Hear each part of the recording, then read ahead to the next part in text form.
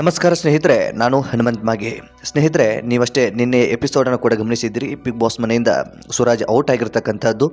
So ಇಲ್ಲಿ Suraj out ಆಗೋದನ್ನ ಯಾರೂ ಕೂಡ ಎಕ್ಸ್ಪೆಕ್ಟೇಷನ್ ಇಟ್ಕೊಂಡಿರಲಿಲ್ಲ. ಸೂರಜ್ ಈ ಒಂದು ವಾರ ಬಿಗ್ ಬಾಸ್ ಮನೆಯಿಂದ ಅದರಲ್ಲೂ ಕೂಡ ಈ ರೀತಿಯಾಗಿ ಹೊರಗಡೆ ಹೋಗ್ತಾರೆ ಅಂತ ಯಾರೂ ಕೂಡ ಅಂದ್ಕೊಂಡಿರಲಿಲ್ಲ. ಬಹುಶಃ ಧ್ರುವಂತ್ ಅಥವಾ ಸ್ಪಂದನ ಹೋಗ್ಬೋದು ಅನ್ನೋ ರೀತಿಯಲ್ಲಿ ಹೊರಗಡೆಯ ಒಪಿನಿಯನ್ ಇತ್ತು. ಇದೊಂದು ಶಾಕಿಂಗ್ ಅಂತಲೇ ಹೇಳಿದ್ರು ಕೂಡ ತಪ್ಪಾಗಲಿಕ್ಕಿಲ್ಲ.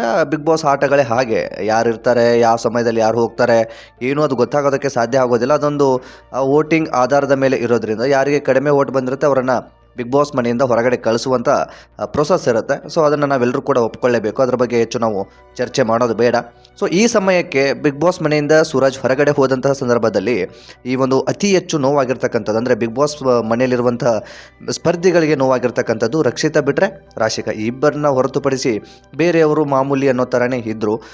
ಆ ಒಂದು ಕುರಿತಾಗಿ ನಿಜಕ್ಕೂ ರಕ್ಷಿತಾಗೆ ಗೊತ್ತಾಗ್ಬಿಡುತ್ತೆ. ಆ ಒಂದು ರೌಂಡ್ ತಿರುಗಬೇಕಾದಂತಹ ಸಂದರ್ಭದಲ್ಲಿ ಆರಂಭದಲ್ಲಿ ಧ್ರುವಂತನ ಕೆಳಗಡೆ ಇಳಿಸ್ಕೋತಾರೆ, ಅಂದರೆ ಕೆಳಗಡೆ ಕರೆದುಕೊಳ್ತಾರೆ.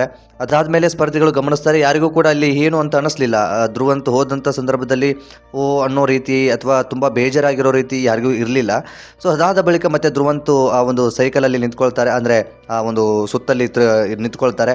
ಅದಾದ ನಂತರ ಅಪೋಸಿಟ್ ಸ್ಪಂದನ ಅಪೋಸಿಟ್ಗೆ ಸೂರಜ್ ಇರುವಂಥದ್ದು. ಸೊ ಹಾಗಾಗಿ ಸ್ಪಂದನನ ನಿಲ್ಲಿಸಿ ಆ ಕಡೆ ಹಿಂದ್ಗಡೆಯಿಂದ ಒಬ್ಬರನ್ನ ಕರ್ಕೊಳ್ಳುವಂಥ ಸಂದರ್ಭದಲ್ಲಿ ರಕ್ಷಿತಾಳಿಗೆ ಗೊತ್ತಾಗ್ಬಿಡುತ್ತೆ. ರಕ್ಷಿತಾ ನೋಡಿ ಶಾಕ್ ಆಗಿಬಿಡ್ತಾಳೆ. ಪಕ್ಕದಲ್ಲಿ ನಿಂತ್ಕೊಂಡಿರ್ತಕ್ಕಂತಹ ರಘು ಅವರ ಮುಖವನ್ನು ಕೂಡ ನೋಡ್ತಾಳೆ. ರಘು ಅವರು ಕೂಡ ತುಂಬ ಸೈಲೆಂಟಾಗಿ ನಿಂತ್ಕೊಂಡಿರೋದ್ರಿಂದ ಏನು ಮಾತನಾಡಬೇಕು, ಏನು ಹೇಳಬೇಕು ಅಂತ ಕೂಡ ಅವಳಿಗೂ ಗೊತ್ತಾಗಲ್ಲ. ಒಂದು ನೋವಿದೆಯಲ್ಲ, ಸೊ ನಿಜಕ್ಕೂ ಅದೊಂದು ಮನಸ್ಸಿನ ಭಾವನೆ ಅಂತ ಹೇಳ್ಬೋದು. ಬಹುಶಃ ಆ ಒಂದು ನೋವು ರಕ್ಷಿತಾಳನ್ನು ಬಿಟ್ಟು ಆ ಸಂದರ್ಭಕ್ಕೆ ಯಾರಿಗೂ ಆಗಿರಲಿಲ್ಲ. ಇನ್ನು ಆ ಒಂದು ರೌಂಡಲ್ಲಿ ಈ ರಾಶಿಕಾ ಇರೋದ್ರಿಂದ ರಾಶಿಕಾಗೂ ಕೂಡ ಯಾರು ಹೋಗ್ತಾರೆ, ಯಾರು ಇರ್ತಾರೆ ಅನ್ನೋದು ಕೂಡ ಒಂದು ಮನದಟ್ಟನೂ ಕೂಡ ಇರೋದಿಲ್ಲ. ಸೊ ಬೆಲ್ಲ ಆದಮೇಲೆ ಕೆಳಗಡೆ ಇಳಿದು ಬಂದಂಥ ಸಂದರ್ಭದಲ್ಲಿ ರಾಶಿಕಾಗೂ ಕೂಡ ತುಂಬ ಬೇಜಾರಾಗುತ್ತೆ. ನೀವು ಕೂಡ ಗಮನಿಸಿದ್ದೀರಿ ಅಂತ ಕಾಣಿಸುತ್ತೆ. ಸೊ ಅಲ್ಲಿ ಇದೊಂದು ಪ್ರೊಸೆಸ್ ಏನಿದೆಯಲ್ಲ, ನಿಜಕ್ಕೂ ಇದನ್ನು ಏನು ಹೇಳಬೇಕು ಅಂತ ಗೊತ್ತಿಲ್ಲ. ಒಂದು ಸ್ಪರ್ಧಿಗಳಾಗಿ ಒಳಗಡೆ ಹೋದರೂ ತಮ್ಮದೇ ಆದಂಥ ಒಂದು ಚೌಕಟ್ಟನ್ನು ಕಟ್ಟಿಕೊಂಡು ಬಿಡ್ತಾರೆ. ತಮ್ಮದೇ ಆದಂಥ ಚೌಕಟ್ಟನ್ನು ಕಟ್ಕೊಂಡಾಗ ಈ ರೀತಿಯಾದಂಥ ಒಂದಿಷ್ಟು ಸಮಸ್ಯೆಗಳನ್ನು ಸ್ಪರ್ಧಿಗಳು ಎದುರಿಸಬೇಕಾಗುತ್ತೆ.